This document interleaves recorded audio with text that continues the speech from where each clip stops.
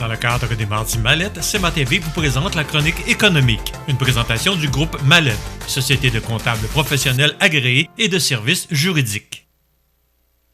Si vous avez des belles ventes et pas une scène dans le compte de banque, c'est probablement que vous payez du long terme avec du court terme. L'agilité financière, c'est important en période de crise. Parlez-en à votre CPA.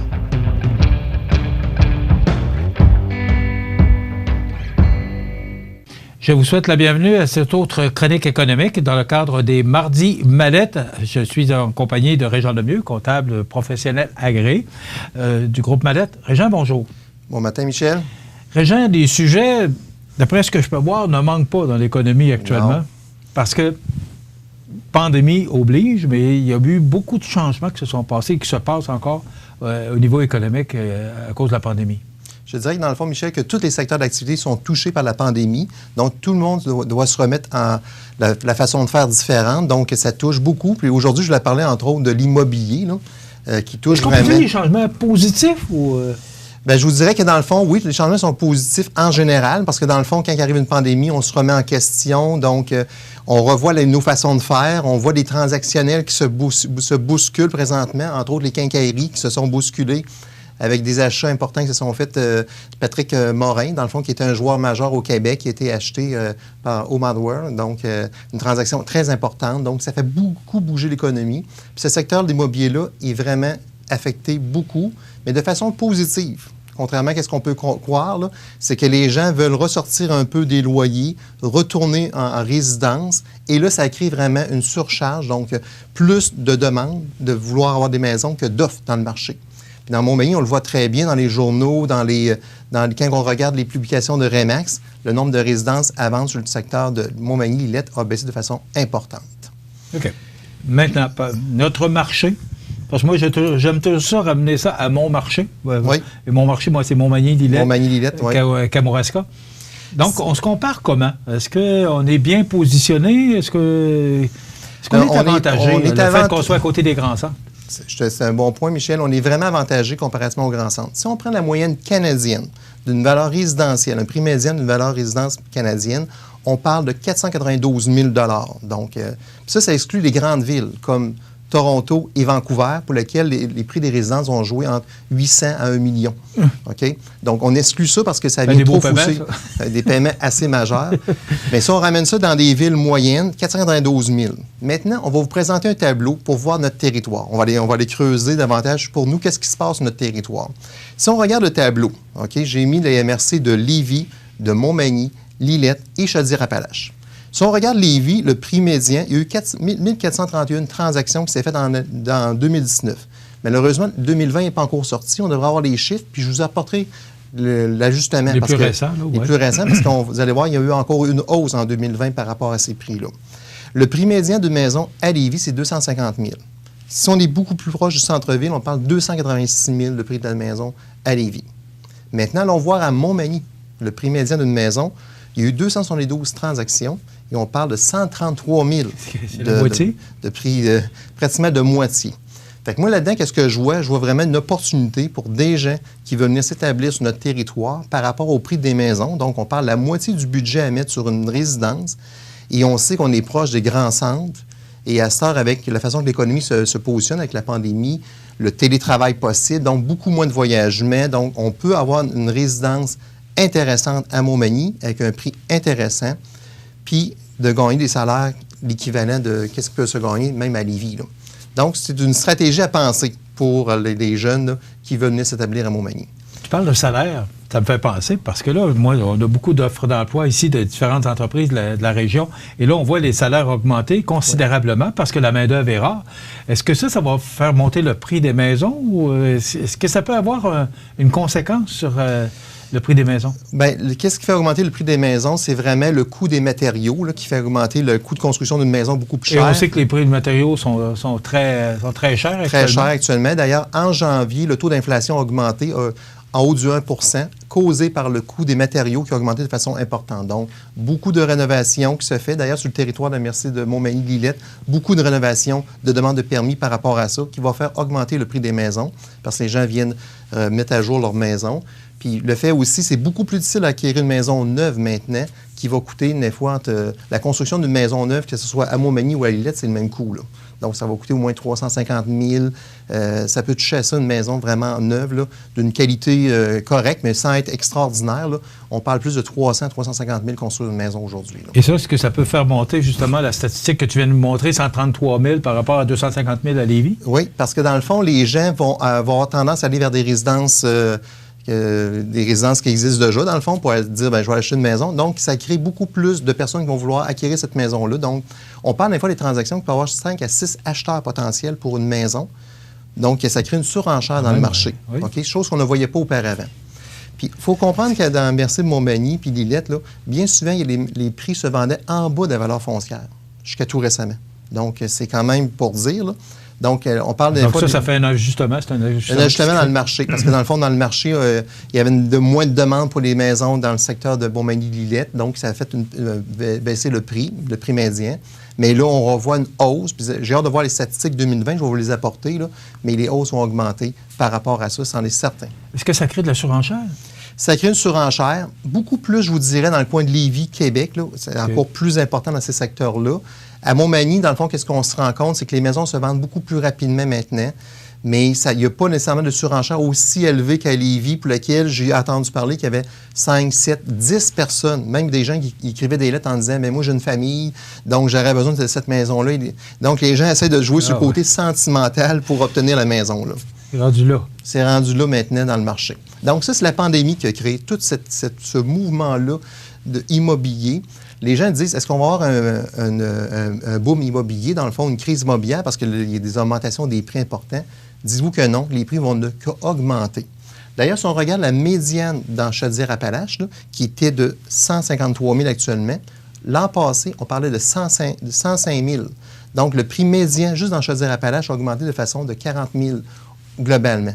Donc, on voit vraiment une hausse. Donc, moi, je vous dis en termes de stratégie, si vous pensez acheter une maison, là, on a eu des épargnes qui se sont faites à cause de l'économie. Les gens ont eu la PCU, etc. Il y a plus d'épargne. C'est une belle stratégie de dire, je m'investis dans une maison et dans des territoires comme Montmagny-Lillette demeure très intéressant. Est-ce que ça peut venir qu'à un moment donné, que ce soit plus accessible? Parce que là, on s'approche de 200 000, 250 000. Tu parlais de 486 000 pan-canadiens, là, mais est-ce que, à un moment donné, est-ce que ça se peut qu'une maison soit plus accessible aux jeunes acheteurs, particulièrement? Moi, je pense plus aux jeunes. Oui. Mais il va y avoir des exodes, dans le fond, qui vont se faire. On le voit déjà à Montréal, dans le fond, même à Québec, là, les gens ont tendance à vouloir ressortir des régions. D'ailleurs, Bellechasse a vraiment une belle prix médian. On parle de 180, je ne l'ai pas mis dans le tableau, mais on parle de 195 000 de prix médian dans Bellechasse. Pourquoi les gens sortent de Lévis, sortent de Québec? Ils s'en vont s'établir dans des centres pas tellement loin des grands centres. Donc, ça a une hausse. Mais dites-vous que, dans le fond, il y aura toujours un marché pour une maison d'1 million. Parce que dans le marché, il y a toujours des gens qui sont capables de payer ces prix-là. Puis là, il va y avoir des exodes dans des régions. Fait que moi, je me dis que Montmagny, c'était une place de choix pour dire que... Est-ce qu'un jour, on sera en haut de 200 000? Moi, je pense que oui. On va venir à monter en haut de 200 000. Fait que... Les taux d'intérêt, Régent, est-ce que ça joue un rôle? Oui, effectivement, c'est un bon point, Michel. Dans le fond, les taux d'intérêt jouent un rôle important. Donc, on parle des taux d'intérêt qui oscillent autour de 2,5 dans le secteur résidentiel pour emprunter. Ça a un élément important. La pandémie, les jeunes se sont rendus compte, dans le fond, que rester en logement en période de pandémie, c'est pas intéressant. Donc, ils veulent avoir leur résidence, avoir leur petit chez-soi pour être capable, la fin de semaine, de faire d'autres choses, là. Fait que ça l'a joué également aussi. Donc, l'épargne, le taux d'intérêt et la pandémie viennent jouer sur le marché immobilier actuellement sur le territoire. Et ça peut être positif parce que si on est rendu dans Bellechasse, ça veut dire que Montmagny peut devenir une ville intéressante pour les gens qui travaillent à l'extérieur comme Bellechasse ou Lévis. Puis imagine-toi le troisième lien qui arriverait juste par hasard, là, ça serait très intéressant. Il permet de rêver. Oui. Tableau, on l'a sorti. Hydro-Québec baisse de 620 millions de dollars. C'est énorme. C'est énorme, dans le fond. Parce qu'on sait que ça va directement dans les coffres du gouvernement. Directement. Est-ce que tu sais à peu près combien que Hydro-Québec peut créer en termes de profit par année pour l'État? Est-ce que tu as un chiffre en tête? Là, je pose une question quiz ce matin. C'est une question de milliards, mais je ne peux pas dire exactement. Cette année, c'était 2,3 milliards qui a été généré par Hydro-Québec. Donc, 620 000 de moins que l'an passé. 120 millions. Millions par rapport à l'an passé. Donc, on voit vraiment une baisse quand même importante. causée principalement par des provisions qu'ils vont prendre sur les clients. Donc, on parle plus de 160 000 clients qui font présentement des ententes avec Hydro-Québec, en lien avec la pandémie, entre autres. Là. Donc, il y a plus de gens qui font des communications avec Hydro-Québec pour prendre des ententes de paiement. On sait qu'Hydro-Québec aussi ne coupe personne présentement. Fait que j'ai l'impression aussi dans le marché, les gens en profitent pour dire, bien là, Hydro-Québec, c'est peut-être pas la priorité, il ne me coupera pas demain matin, il ne peut pas me couper en période de pandémie. Le gouvernement Legault me l'a dit. Fait que là, c'est peut-être un peu ça aussi qui cause ces provisions-là qui ont été prises. Là. Mais la bonne nouvelle pour laquelle je voulais vous parler d'Hydro-Québec, c'est les investissements. On parle des investissements en moyenne de 3,5 milliards par année qu'ils mettent dans l'économie québécoise. Donc, c'est quand même majeur parce que à l'époque, il faut comprendre que les barrages qui ont été créés au Québec, ça nous a créé des valeurs importantes aujourd'hui, qui fait que le Québec a une cote de crédit importante parce qu'il possède des actifs importants. Puis aussi, on est venu toucher un secteur qui est la source d'énergie, pour laquelle une source d'énergie en plus que M. Legault considère qu'elle était possible, une source d'énergie potable, si on peut dire. Là. Fait que ça a créé vraiment un mouvement important pour le Québec. Puis là, ça se poursuit. Puis d'ailleurs, la présidente en parlait cette semaine, elle veut augmenter à 4,6 milliards pour 2021 ces investissements. Donc ça, c'est très bon pour l'économie québécoise, ces investissements-là qui sont réalisés. C'est des actifs concrets. C'est pas une dépense, c'est des actifs concrets. Le nouveau président américain aussi qui a dit qu'il était intéressé par l'hydroélectricité. Alors ça aussi, c'est une bonne nouvelle? C'est une bonne nouvelle. Puis c'est d'ailleurs pour ça qu'on va accélérer les investissements qui étaient déjà prévus, mais on veut les accélérer. La Romaine 4 qui va finalement se terminer parce qu'on va vendre de l'électricité davantage vers les États-Unis, causé justement par tout le côté climatique qu'on va améliorer. Donc, tout ce qui se faisait au charbon va être éliminé complètement. Donc, les États-Unis ne sont pas encore prêts à cet élément-là. On a parlé, on voit les éoliennes arriver au niveau de New York, etc., mais ils ne sont pas encore prêts à s'auto-fournir par rapport à l'électricité.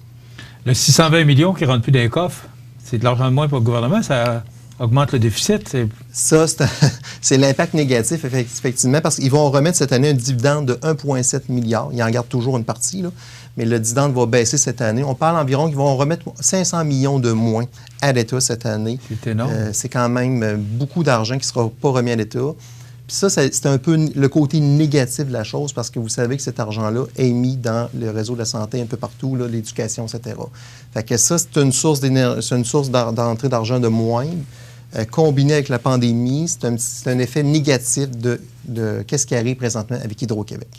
Il reste à peu près 3 minutes et j'aimerais ça qu'on parle de la consommation plus marquée d'achat chez les jeunes de 19 à 25 ans. Je suis un peu surpris de ce point-là. Oui, ça, c'est un sujet je voulais aborder la dernière fois. C'est qu'on s'est rendu compte, quand on regarde les statistiques d'achat dans le marché, les gens qui ont consommé plus au cours de la période de pandémie, ce sont les jeunes qui ont consommé le plus. Les strates d'âge, 18 à 24 ans. Pourquoi? Parce que ces jeunes-là sont habitués de magasiner en ligne, donc par des sites comme Amazon, etc. Donc, les autres sont habitués d'acheter plus facilement que nous, pour lequel, quand on a un confinement, bien, on va attendre. Hein? On a plus dire, on va attendre que le magasin ouvre, puis on ira acheter. On est élevé de même. On est élevé de même. Dans le magasin est ouvert, on y va. Les magasins sont fermés, on va attendre. C'est ça, effectivement. Tandis que les jeunes, les autres, ils ont l'accessibilité d'être capables de le faire. Et qu'est-ce qu'on se rend compte, c'est que les réseaux sociaux viennent profiler le type de jeune pour être capable d'y envoyer des publicités en conséquence de ses goûts. Je ne sais pas si tu vois un peu sur les réseaux sociaux, mais tu vas parler, mettons, tu vas écrire le mot spa, mais par hasard, il va apparaître des publicités de spa dans ton Facebook. Donc, donc, toute l'intelligence artificielle, maintenant, permet de venir profiler l'individu puis d'aller cibler vraiment qu'est-ce qu'il a besoin. Donc, s'il pense de changer ses chaussures de course, bien, il va y envoyer des informations par rapport à ça avec des aubaines intéressantes qui va faire que c'est beaucoup plus facile pour lui de dire « Ah, mais finalement, ouais, je pensais m'acheter des chaussures de course, envoie-y 3-4 paires intéressantes, donc je vais les acheter. » Ils mettent ça sur la carte de crédit? Le problème, oui, mais ça, c'est les cartes de crédit. Puis ça va causer un problème. Parce que là, présentement, les jeunes consomment plus que qu'est-ce qu'ils gagnent. Donc, ça, c'est un peu dangereux pour l'endettement. Donc, les risques de faillite auprès de ces jeunes-là, donc consommateurs. Mais le problème n'est pas créé encore, mais on voit ça à l'horizon. Oui, on voit vraiment une augmentation de 34 des achats qui ont été faits auprès des jeunes. Puis ça peut causer un problème. Donc, il y a une petite bémol qui a été lancée là-dessus en voulant dire qu'il faut surveiller cet élément-là parce que ça peut nous créer un problème. Pour l'instant, est-ce que les parents vont baquer? On verra l'histoire, qu'est-ce qui va sortir par rapport à ça. Là. En quelques secondes, on est le 23 février aujourd'hui. comment ça va l'économie là, au moment où on se parle? Bien, l'économie va quand même... je regardais un peu les statistiques ce matin. Dans le fond, il n'y a rien d'inquiétant. Tout est là pour... les ventes au détail vont sortir d'ailleurs cette semaine. Là, attendez-vous. Il va y avoir une baisse en janvier des ventes au détail. Bien sûr. Parce que à cause justement de la fermeture. Donc, le Québec, l'Ontario, les ventes canadiennes vont baisser à cause des fermetures. Il n'y a rien d'alarmant présentement dans l'économie. C'est sûr, comme on dit, on a hâte que la restauration ouvre. Il y a des secteurs là, pour lesquels il y a un bouillonnement présentement, là. Puis j'aurais pensé aujourd'hui annoncer qu'il y avait une ouverture de ces restaurants-là pour le 22 février, là, comme on pensait qu'elle allait arriver, mais malheureusement, c'est encore reporté. Et ça m'inquiète un peu pour justement le côté financier, mais aussi le côté des emplois. Donc, les jeunes qui travaillaient dans ces secteurs-là s'en vont travailler dans d'autres secteurs d'activité. Donc, mais qu'il y ait une reprise de la restauration, est-ce que les employés vont être au rendez-vous? Point d'interrogation. Point d'interrogation. Et en quelques secondes, parce qu'on a déjà terminé, le prêt à la pompe, et on est rendu à 1 $, en tout cas vendredi, au moment où on enregistre la chronique, on est à 1,19,9 $. Et ça aussi, ça peut être un facteur pour faire augmenter l'économie, Oui, effectivement, parce que le prix du baril a commencé à augmenter, a commencé à rehausser, donc ça a une conséquence aussi. On sait que l'an passé, on a été chanceux, parce que dans le fond, le taux d'inflation a baissé à cause justement du prix de l'essence qui avait baissé. Mais là, on s'attend qu'une reprise, donc augmentation du prix à la pompe, là, c'est une chose qui va dans le même sens. C'est trop court comme chronique. Ça passe vite, effectivement. C'est très intéressant. Merci beaucoup. Régent Lemieux, qui est comptable professionnel agréé du groupe Mallette, que vous pouvez rejoindre ici au 248-57-77. Donc voilà, ça complète notre chronique économique dans le cadre des Mardis Mallette. On se retrouve dans 2 semaines, Régent. Merci beaucoup. Merci, Michel. Dans le cadre des Mardis Mallette, CMA-TV vous présente la chronique économique, une présentation du groupe Mallette, société de comptables professionnels agréés et de services juridiques.